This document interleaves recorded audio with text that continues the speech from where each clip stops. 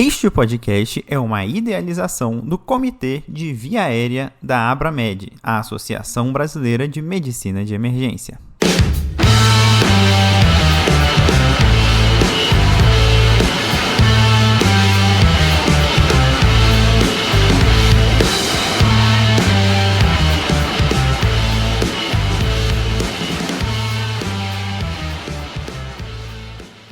O aprendizado da intubação tem mudado muito, principalmente com o vídeo laringo e a difusão das simulações e cursos de via aérea. Porém, muito médico se formou aprendendo a realizar a laringoscopia ou no estágio de anestesiologia, ou no pronto-socorro, ou no de UTI. E muitas vezes foi com o laringoscópio tradicional e não o vídeo laringo. Digo isso, pois aprender a intubar com o laringoscópio tradicional é uma aventura.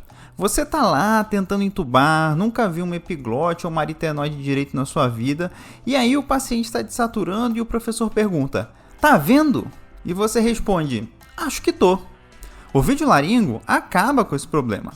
Com ele, todo mundo pode ver o que você está vendo, e os ajustes podem ser realizados em tempo real, sem necessitar de novas tentativas. Mas ainda assim, podemos nos encontrar em uma situação que você vai lá, laringoscopa o paciente que você vai intubar e nada, não vê nada. E aí, o que fazer? Bem, caros ouvintes, eu sou Adriel Abreu e comigo está o Dr. Ian Ward. Diga olá, Ian. Fala pessoal, meu nome é Ian, sou médico emergencista pelo HC de Porto Alegre, médico assistente do HC de São Paulo e estou passando um tempo fora do país fazendo um Research Fellow na emergência da Mayo Clinic em Minnesota. E hoje nós vamos falar sobre o que fazer quando você laringoscopa um paciente e não visualiza a via aérea. Bora lá?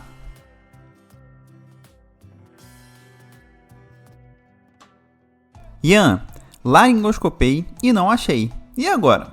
Como lidar com essa situação? Me desespero, saio gritando, peço ajuda, tento de novo, enfio mais o laringoscópio? Me dá uma luz. Perfeito, Adriel. E olha, eu vou ser o mais pragmático possível nesse cenário. Se você não está vendo nada, pode estar acontecendo duas coisas. Uma, você está diante de um Cormack 4, ou seja, você não consegue identificar nem a epiglote, ou dois, sua técnica está errada. E vamos lá, assim, se a gente considerar uma medida de frequência, por exemplo, nessa equação, trazendo a casuística do barco, né? Que é o primeiro registro brasileiro, é o primeiro registro latino-americano de intubação, com 18 emergências brasileiras em 4 regiões do país, 3.000 intubações recrutadas. Na nossa amostra, a prevalência de Cormack 4 foi de 0,6%. Tá? E só mostrando um pouco a casuística do barco, 80% dessa amostra foi intubada com laringoscopia direta.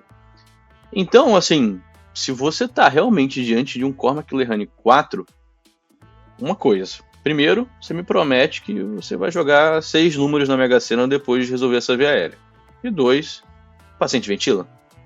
Seja com bolsa, válvula, máscara, um dispositivo extraglótico. E se sim, é o momento de pensar em outro dispositivo, chamar ajuda. Se não ventila, meu amigo, é via aérea cirúrgica. Ponto. Mas assim, mais uma vez, epidemiologicamente, é uma situação rara, muito rara.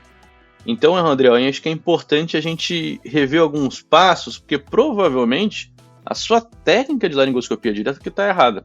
Realmente, Ian, acho que quando você coloca assim, 0,6% de Cormack Lehane 4, realmente é muito pouco.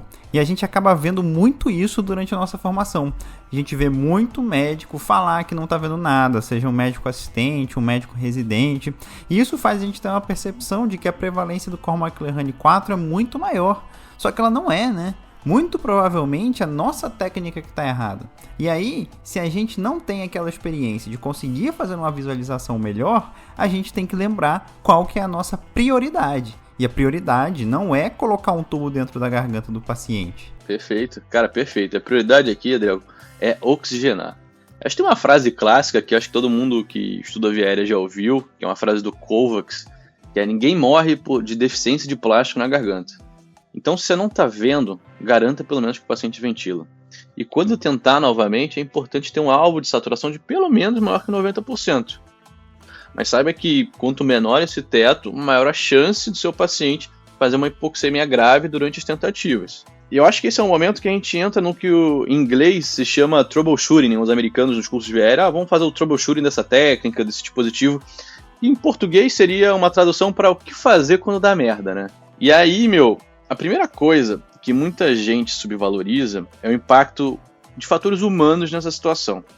Dá um exemplo aqui, o NAP4, que foi um estudo britânico de auditoria de eventos adversos graves em intubações no centro cirúrgico no Reino Unido, mostrou que a falha em planejar a falha estava entre os principais fatores evitáveis de evento adverso. Então, pegando um gancho aqui, quase um gancho mais filosófico, sobre os estoicos.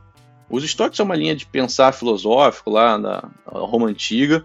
Eles tinham uma visão interessante em relação a isso, que é o premeditatio malorum, que traduzindo seria, o que fazer se não funcionar meus planos, né? Nessa linha filosófica, a pedra angular de dor, raiva, sofrimento está na quebra das nossas expectativas futuras. Um exemplo clássico. O último podcast que você lançou pra gente foi sobre o trânsito de Campinas, né? E olha, aqui o exemplo é, o Adriel fica a pé da vida quando ele tá no trânsito. Ou, por exemplo, quando um motoboy vai lá e quebra o retrovisor, porque você não enxerga isso como uma possibilidade. Você pode até no fundo, eu vou pegar trânsito, mas você espera não pegar trânsito. E essa quebra de expectativa gera uma frustração, gera a raiva, enfim, gera diversas outras sensações que impedem você de tomar uma melhor decisão. E a via aérea assim também. Quem aqui está nos escutando, né, nunca se jogou numa via aérea sem preparar o material direito ou posicionamento, e na hora que laringoscopou, não viu, né? Deu aquela travada, a mão ficou mais fria, a frequência cardíaca subiu, e cara, tudo isso porque você não se preparou cognitivamente para a falha que poderia acontecer. Eu acho que é importante, né, a gente lembrar aquela frase da medicina de emergência: esteja preparado para o pior, mas espere o melhor. Porque se você está tentando laringoscopar aquela via aérea difícil, que você está tentando enxergar, você consegue enxergar a via aérea, mas o resto da sua equipe não está preparado, você está lá vendo as cordas vocais, está esperando o tubo ou o bugie chegar na sua mão e ele não chega, aí você olha para o lado para ver o que está acontecendo, e nessa olhada para o lado você tira o olho da via aérea e quando você volta você já perdeu aquela visualização. Então é importante a gente estar preparado para todo tipo de situação. Não é porque você acha que aquela via aérea vai ser fácil que você pode se dar ao luxo de se preparar menos, ou até mesmo de não se preparar, né? Tinha uma R+, que falava que na emergência, ou melhor, a emergência é um open bar de via aérea difícil. A gente pode ter scores, avaliações subjetivas, mas, são todos com a acurácia mais lá para baixo. No fundo é melhor você se preparar, fazer a sua melhor tentativa, a primeira tentativa, né, ter o conceito de one and done, do que você ir se adaptando conforme o número de tentativas, né? Acho que o paciente vai se prejudicar um monte com isso, né? Então o ideal é você ter o one and done, né? A primeira tentativa é a sua melhor tentativa, você se preparar ao máximo, repassar todos os planos e cair dentro da via aérea. Então vamos lá, Ian, não estou vendo nada. Qual que é a primeira coisa que eu tenho que fazer? Boa. Primeira coisa, resgatar o paciente se necessário e respirar fundo. Uma técnica respiratória nesse momento, por exemplo, os militares usam um quadrado da respiração, que é inspirar, segurar o ar, exalar e ficar sem ar. E cada etapa dessa ela é realizada em 4 segundos. Só fazendo ela é capaz de baixar a frequência, a sua frequência cardíaca, e com isso ter uma clareza cognitiva melhor nesse momento e até mesmo uma resposta motora fina. E você precisa, na hora de você passar até o bugie, o tubo, você precisa de uma resposta motora mantida no seu basal. Ou, assim, a fina, pelo menos, ela tem que estar mantida. A grossa, você consegue perder um pouco, mas a fina, você precisa de uma acurácia dela maior. Então, vamos lá, assim, falando sobre possíveis erros da sua laringoscopia. Um artigo publicado em 2023, onde o primeiro autor é nada mais, nada menos que o Scott Weinger, no American Journal of Emergency Medicine, ele chamado Taxonomy of Key Performance Errors for Emergency Intubation. A metodologia é uma metodologia interessante, mas com algumas limitações. Eles analisaram 100 vídeos, gravações, melhor dizendo, de videolaringoscopia e categorizaram erros durante a videolaringoscopia. Tá? Então, embora seja um estudo focado em videolaringoscopia, a gente pode utilizar várias coisas para a laringoscopia direta.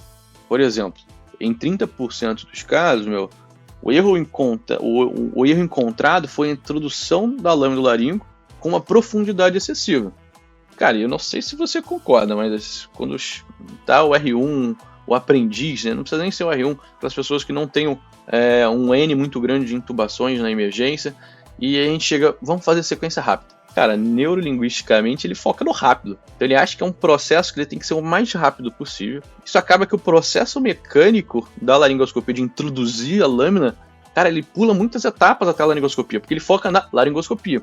Então, meus amigos, recomeçar você deve, como dizia um sábio. E a palavra central aqui é incrementalismo. Tentando fazer uma analogia dessa palavra, que ela é usada aí mais no meio econômico, político, que é basicamente quando você tem uma grande tarefa, você tenta quebrá-la em etapas menores. E aí pode ser um bom jeito de você concluir. Bom, trazendo isso para a via aérea, a laringoscopia é uma etapa final de vários pequenos processos. Então, o processo número 1 é horoscopia. Você vai introduzir vamos descrever aqui a técnica da lâmina curva, da Macintosh, mas ela tem algumas diferenças com a lâmina reta. Tem algumas diferenças com a lâmina reta, mas vamos focar na lâmina curva Macintosh.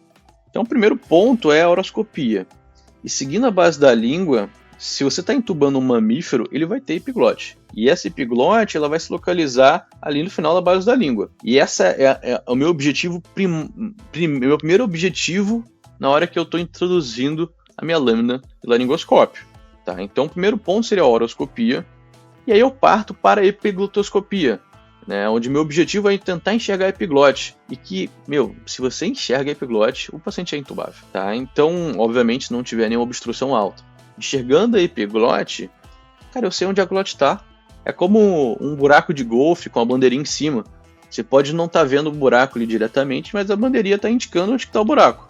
Então é assim a relação da epiglote com a glote. Beleza, vi a epiglote. Vou prosseguir e fazer a valeculoscopia, que é basicamente enxergando a epiglote, você vai progredir a lâmina até a base dela. E ali você vai estar realizando a valeculoscopia, que é esse espaço virtual ali entre onde a epiglote começa, né? Então, pressionando a ponta do laringo curvo, no ligamento iliopiglote, que é um alto relevo que você se estende na linha média da epiglote, você consegue ter uma melhor visualização. E olha que interessante aí, citando a casuística do Scott, 45% dos intubadores, dos operadores do laringo, realizaram essa força, porque é nesse ponto que você faz a força. Ali no ligamento iliopiglote, bem na valécula, na base da epiglote, realizaram essa força antes de posicionar a ponta do laringo nesse local, então levando a uma visualização ruim. Então, dentre todos os erros identificados, esse foi o principal, com a maior prevalência nessa casuística do Scott. E aí, por fim, olha só, depois de todas as etapas que você realiza a laringoscopia. E uma coisa, cara, que eu percebo que quem está aprendendo, ele sempre busca aquele melhor Cormac, né?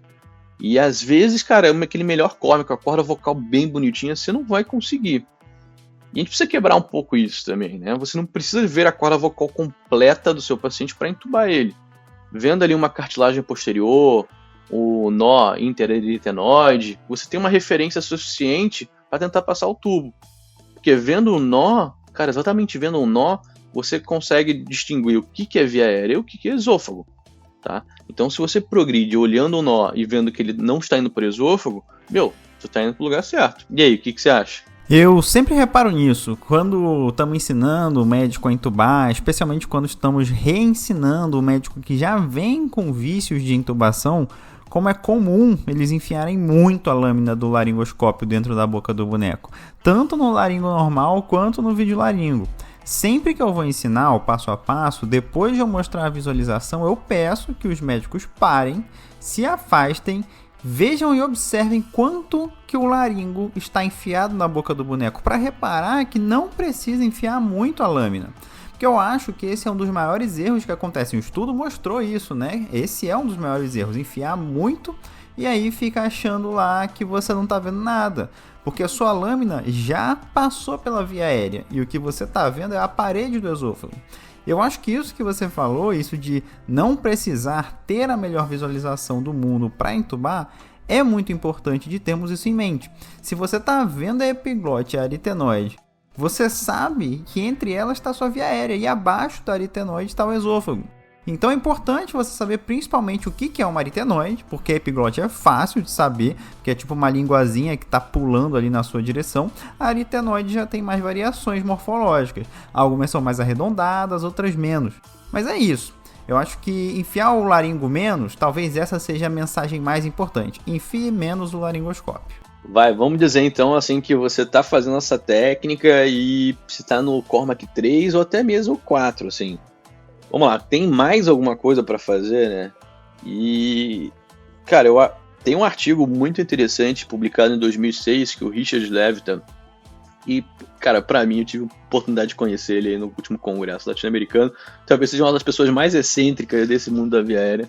Ele publicou no Annals of Emergency Medicine um estudo randomizado em cadáveres, lá está 2006, né, cara, quase 20 anos atrás, comparando a manobra de burp, a pressão cricoide e o que ele chamou naquela época de laringoscopia bimanual, que é basicamente quando o operador, né, o intubador, com a mão direita, manipula a laringe enquanto realiza a laringoscopia direta.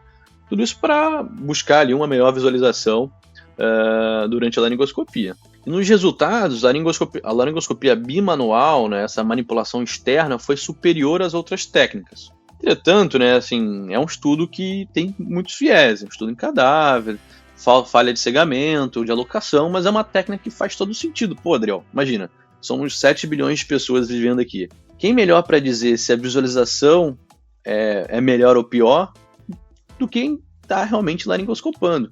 Então, para a direita, para a esquerda, é quem está vendo, né? E essa técnica ela foi modificada nos últimos anos, quando você pede para um assistente botar a mão no pescoço e por cima da mão do assistente, você manipula, faz a manipulação externa, porque assim, quando você tem essa transição, né, então vamos imaginar a cena, você está laringoscopando, está fazendo a manipulação externa, você encontra a melhor visualização, você pede para um auxiliar, opa, olha, segura aqui para mim, e você solta, então você tem uma perda da força exata que você está fazendo, da exata posição, porque o seu auxiliar ele vai tentar mimetizar ali, mas talvez não fique a mesma coisa.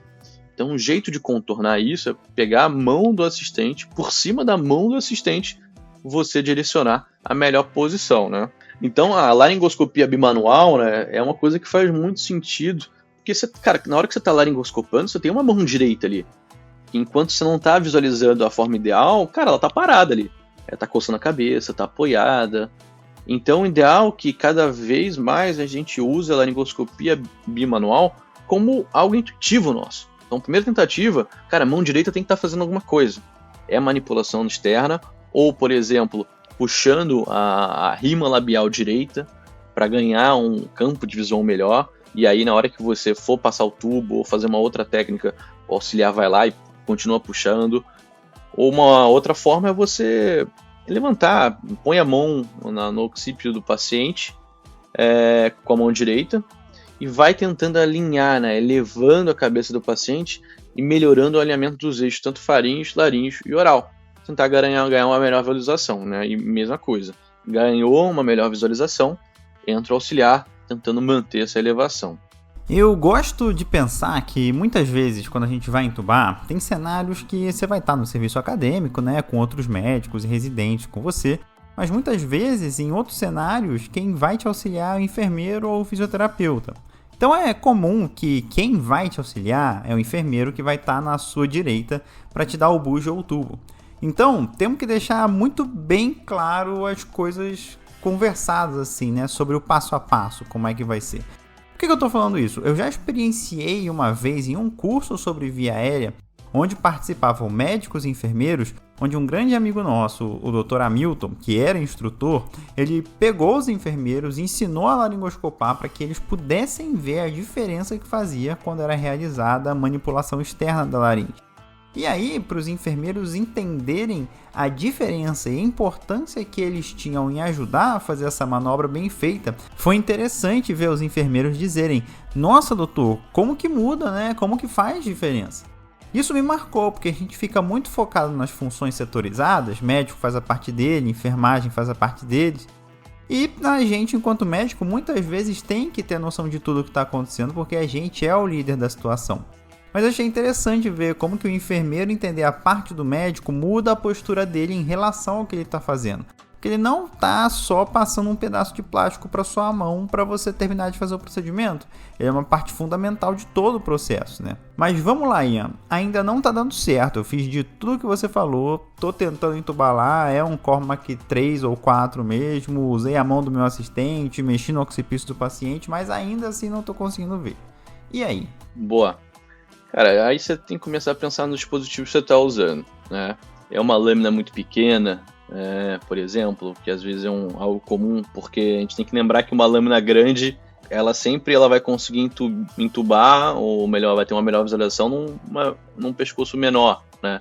Então talvez aumentar uma graduação na lâmina, ou até usar uma lâmina chamada McCoy, que é o laringo articulado, né? Um trabalho clássico lá de 98, cara, do grande Tim Cook, né? Também cheio de limitações, um trabalho no centro cirúrgico.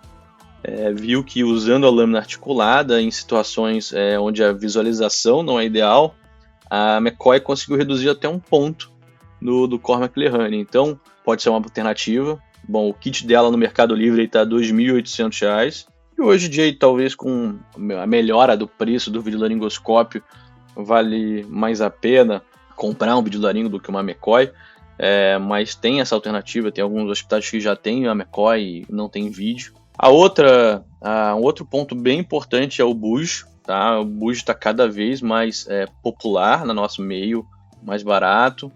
E, cara, tenho orgulho de falar desse trabalho. Foi um trabalho que a gente publicou ano passado, foi uma meta-análise que a gente publicou no Annals, do meu grande amigo Rafael von Hellman, que foi o primeiro autor.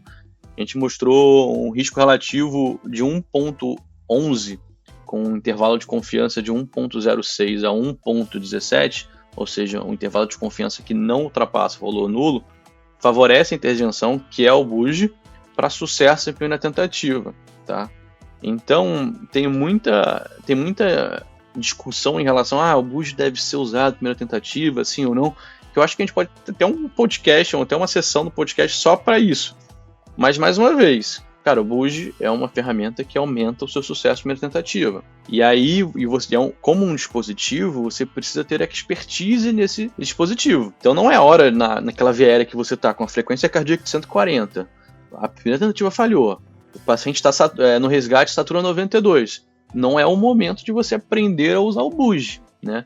Por isso que eu advogo, principalmente os residentes que estão me escutando, é que, olha, pelo menos ali as 15, 20 intubações, buge toda a primeira tentativa, ganhe expertise no dispositivo, para que quando você realmente precise do dispositivo, cara, você tem um know-how do dispositivo, concorda?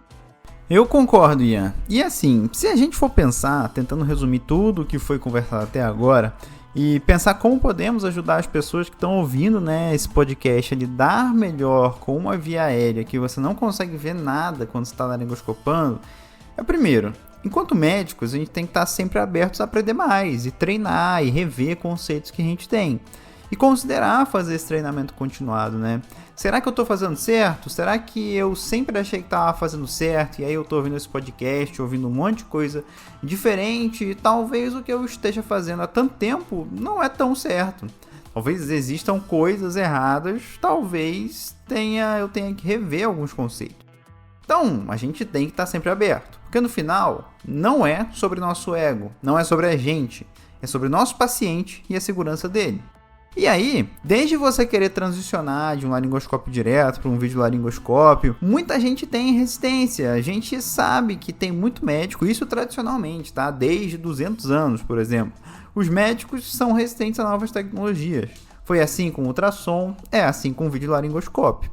Então a gente tá aberto aí, tem que estar aberto e entender que se você não está conseguindo ver, tem alguma coisa errada. Possivelmente é a técnica. Ou realmente a gente pode estar de frente para um Cormac Lehane 3 ou 4. E gostaria de finalizar dizendo que o futuro tem que ser agora. Você falou aí da lâmina de McCoy, que está R$ 2.800 no Mercado Livre. A gente já tem videolaringoscópio chegando nesse preço. Tem videolaringo por R$ 3.500, tem videolaringo por R$ 5.000. E eu digo isso para todos os médicos que eu posso. Não é porque o negócio tem um preço que dá para você, médico, arcar com ele, que você, médico, deve arcar. Existem estudos mostrando o benefício de você usar videolaringoscópio, de você usar bugie. Esse dinheiro, R$2.500, R$3.500, R$5.000, para um hospital, para uma instituição, não é nada. Então, se o lugar onde você trabalha não tem um videolaringo ainda, não tem bugie ainda, tá na hora de ter. Porque é muito factível ter e traz muito benefício para os pacientes e para toda a equipe. Cara, com certeza. Assim, 100% de acordo. Eu acho que muitas vezes, só tentando pegar o gancho final, muitas vezes a gente, como emergencista, a gente vai trabalhar nos lugares e as pessoas estão fazendo a emergência lá muito antes da gente chegar, né? Estão acostumadas a, vamos usar uma palavra, resiliência, né? Que, pô, não sei se você concorda, mas resiliência virou um grande carpe diem, né, nessa nossa sociedade moderna, onde, cara, você precisa ser resiliente. Né? Então você precisa ser resiliente para trabalhar em emergência. Meu amigo, se você está sendo resiliente todo dia trabalhando em emergência, tem alguma coisa errada. Resiliência é para você usar em momentos pontuais onde as coisas fogem do controle. Se tudo está fugindo do controle diariamente, onde você tem um recurso onde ele não se equivale à sua demanda, ou seja, não tem um videolaringo, não tem um bugie, não tem um profissional suficiente, cara, você não pode ser resiliente todo dia em relação a isso. Né? Você tem que tentar mudar o seu meio, melhorar o recurso, para que quando você tem uma demanda, você enxergue isso como um desafio ou você tenha o recurso para superar essa demanda. Porque senão, cara, a gente entra numa espiral de burnout, de sobrecarga muito grande. Então é importante a gente não se acostumar, né, a ser resiliente todos os dias com problemas estruturais e que, cara, se resolvem com R$3.000, né? R$5.000 para um hospital, esse é um valor baixo, né? Pois é, um dia talvez a gente possa fazer um episódio, um podcast sobre isso, né, Ian? Você não precisa ser resiliente todo dia. Enfim, acho que foi uma viagem aqui pela via aérea difícil que a gente não consegue ver. Muito interessante lembrar e ressaltar que nenhum paciente vai morrer por falta de tubo. Vai morrer por falta de oxigênio. E a gente tem que oxigenar e ventilar esse nosso paciente. E entender que o Cormac 3 e 4 são muito raros.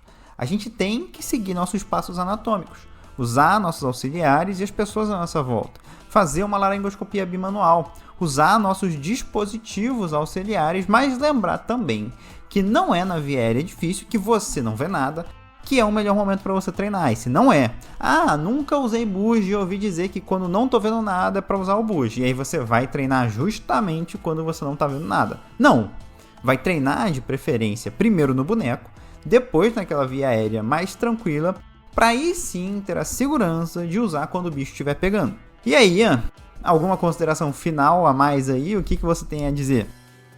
Eu acho que é isso. O grande ponto é o incrementalismo, você tentar quebrar a laringoscopia em etapas. Como você disse, conhecer bem o bugie. Tá? Lembrar que o bugie ele é um dispositivo que precisa de ter uma expertise. Você precisa também ter algum referencial anatômico para usar o bugie. Não é só introduzir ele em qualquer lugar sem ver nada e torcer para que ele vá no lugar certo. Cara, mas é isso, assim, tô muito feliz com o resultado até aqui. Espero que tenhamos outras oportunidades. Até a próxima, pessoal. E não se esqueçam de praticar e de se preparar para todas as situações possíveis, hein? Valeu, galera! Perfeito, Ian. Muito obrigado. E lembre-se, pessoal, se vocês gostaram desse episódio, não se esqueça de curtir, de compartilhar, de dar 5 estrelinhas pra gente no Spotify ou no seu tocador de podcast. E, principalmente, compartilhar com aquele seu colega que você sabe que vai se beneficiar desse episódio. Com aquele seu colega que você já ouviu uma história de uma laringoscopia em que não foi possível ver nada e que a situação foi até prejudicial para o paciente. Então é isso, muito obrigado e nos vemos na próxima.